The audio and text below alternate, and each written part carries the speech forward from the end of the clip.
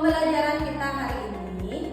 Nah, di kelas 4 kita akan membahas tentang mengidentifikasi berbagai sumber energi. Ya, nanti kelas 4 materinya itu, dan kelas 5 kita akan melaksanakan pembelajaran yaitu tentang materi mendeskripsikan pengertian organisasi. Nah, sebelum Ibu lanjut, Ibu cek kehadirannya dulu. Ada yang tidak masuk atau temannya tidak sekolah? Nah, sudah? Berarti semua hadir ya anak-anak, kelas 4 maupun kelas 5. Nah, sebelum kita masuk ke materi kelas 4 maupun kelas 5, nah, Ibu akan kasih anak-anak pertanyaan pemantik untuk kelas 4. Apa sih? Nah, siapa yang tahu apa sih energi itu? Dan kelas 5, apa sih itu organisasi? Nah, mungkin ada anak-anak yang tahu. Bisa dipikirkan dulu, nanti bisa diutarakan kepada Ibu. Ada? Oke. Tidak ada? Ya, baik. Tidak apa-apa. Nanti Ibu yang akan jelaskan. Oke.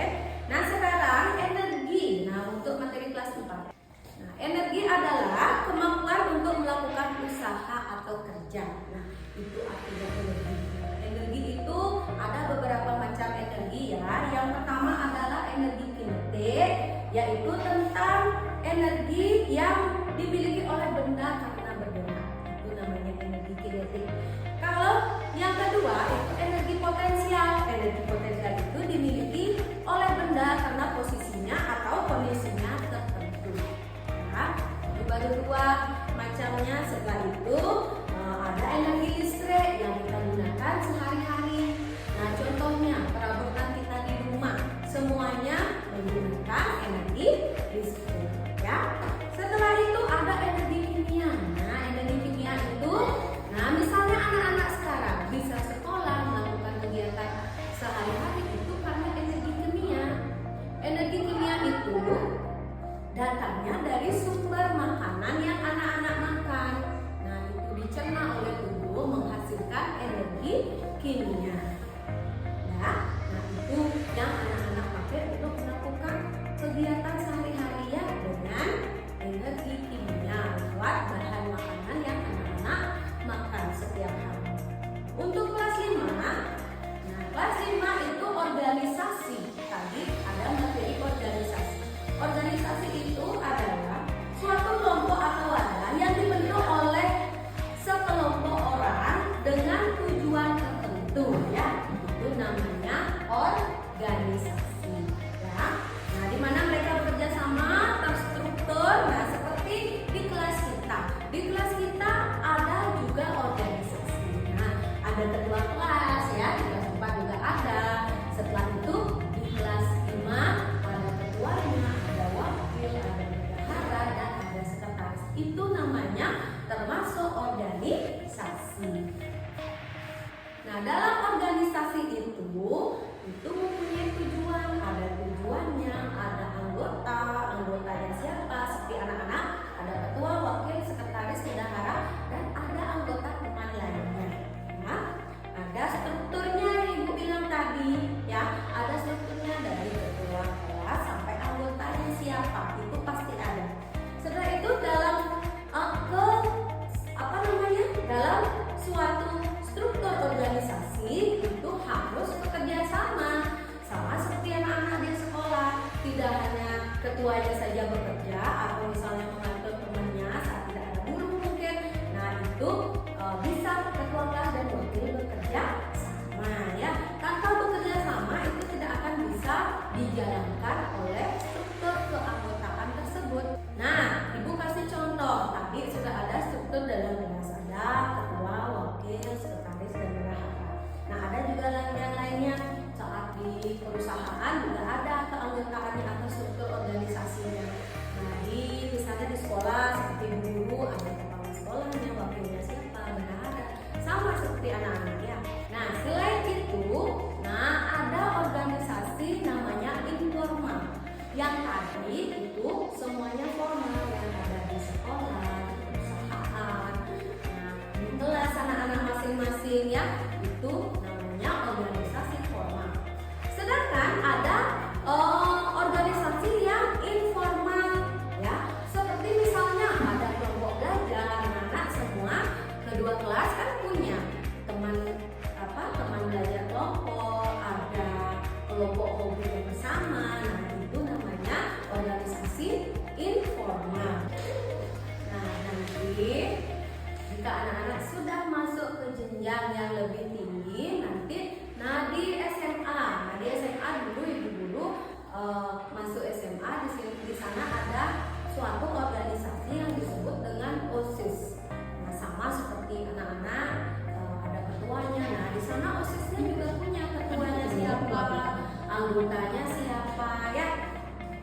dia. Itu ada di SMA, namanya organisasi OSIS ya. Tadi Ibu bilang ada OSIS. OSIS itu ada di jenjang SMA. Kita lihat, OSIS itu singkatan dari organisasi siswa intrasekolah.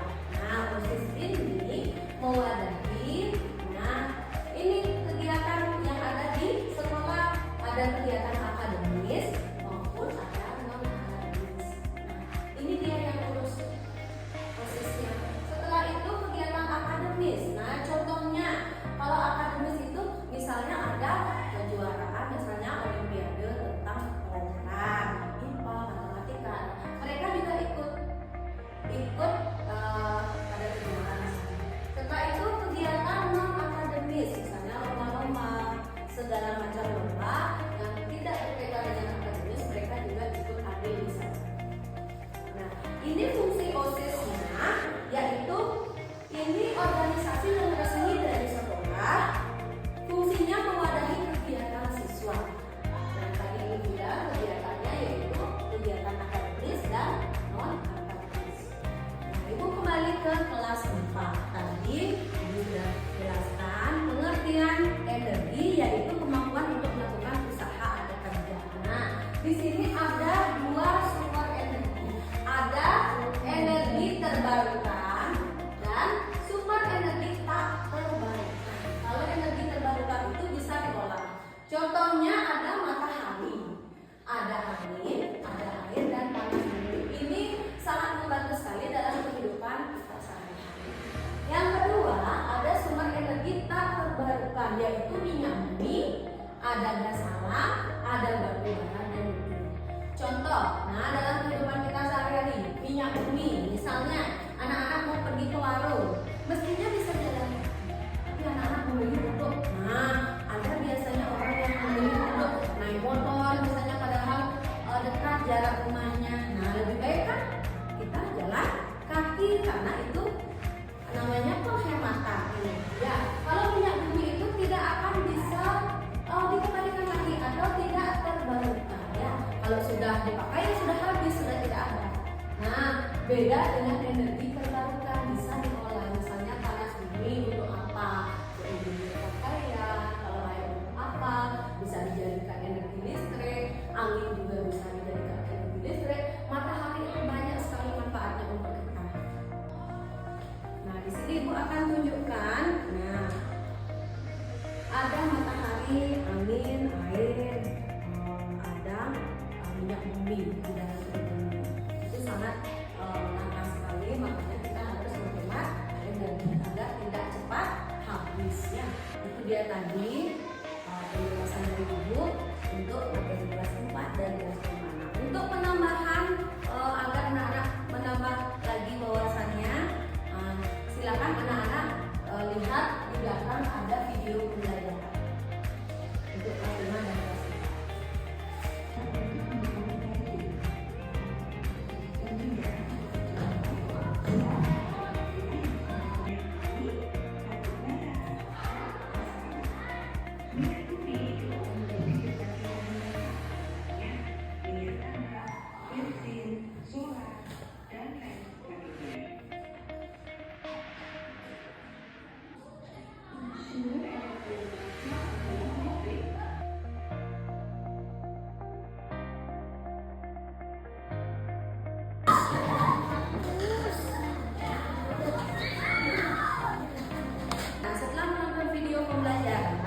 Dari kelas 4 dan kelas 5, Ibu akan kasih anak-anak soal atau masalah yang akan anak-anak diskusikan. Silakan anak-anak membentuk kelompok kecil, cari 4 orang temannya, dibuatkan kelompok kecil. Silakan.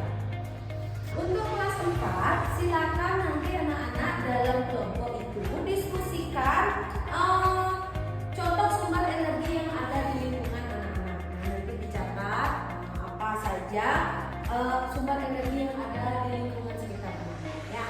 Nanti dibahas pada kelompok masing-masing. Nah, untuk kelas 5 juga sama, silakan dicari kelompoknya, nanti diskusikan, cari di lingkungan sekitar anak, organisasi apa saja yang ada di sekitar lingkungan anak atau di sekitar Misalnya ada apa di desa mana yang strukturnya organisasi, silakan didiskusikan pada kelompoknya masing-masing. Nah, oke. Ibu sekarang akan bertanya kepada kelas 4. Nah, kira-kira bagaimana sih penggunaan energi biar efisien? Nah, agar efisien. Gimana? Oke, Dipiari?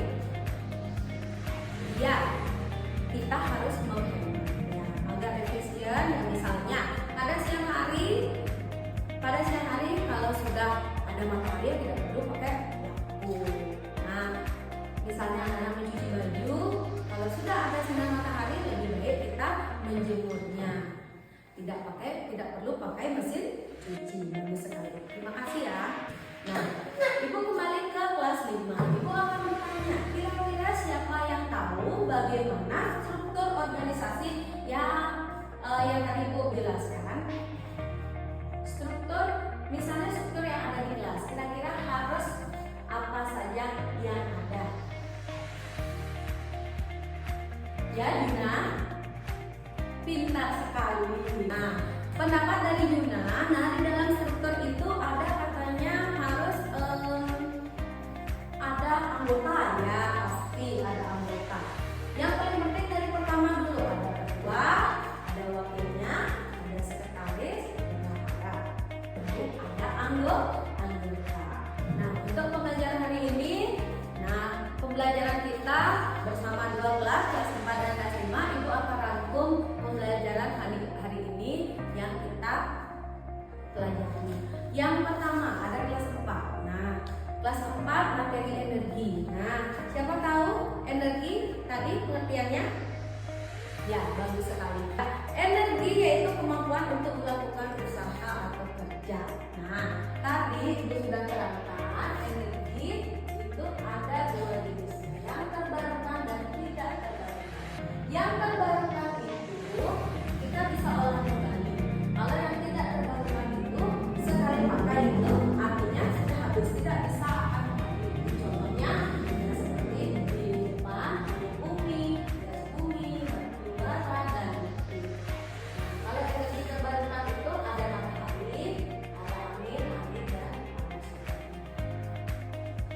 Itu yang tadi.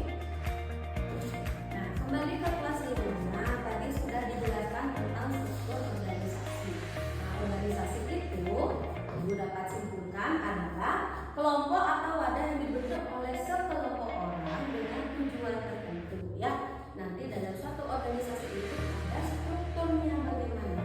Ada dari ketua, ada wakilnya, sekretaris dan bendahara. Nah, di tingkat yang lebih atas, pada sekolah itu misalnya Ibu bilang tadi ada SMA, dan di SMA di sana terbentuk ada yang namanya OSIS. Nah, di sana mereka dibentuk untuk memimpin anggota lainnya. Nah, dengan kegiatan yang positif, yaitu ada kegiatan akademis dan non akademis. Nah, untuk mengukur pemahaman anak-anak tentang materi yang sudah kita pelajari, silakan kelas 4 dibuka bukunya, buku IPA halaman 34. Silakan nanti dibuat pada buku latihan anak-anak, dikerjakan nomor 1 sampai 10. Dan untuk kelas 5, silakan tugasnya itu cari di halaman 41. Nanti itu anak-anak terangkan organisasi yang ada di masyarakat. Itu anak-anak gali lebih banyak ya. Nanti itu diterangkan, nanti anak-anak tulis di buku latihan masing-masing. Oke, sudah jelas? Ada pertanyaan? Ya, kalau tidak, Ibu cukupkan hari ini kita belajar bersama kelas 4 dan kelas 5. Ibu tutup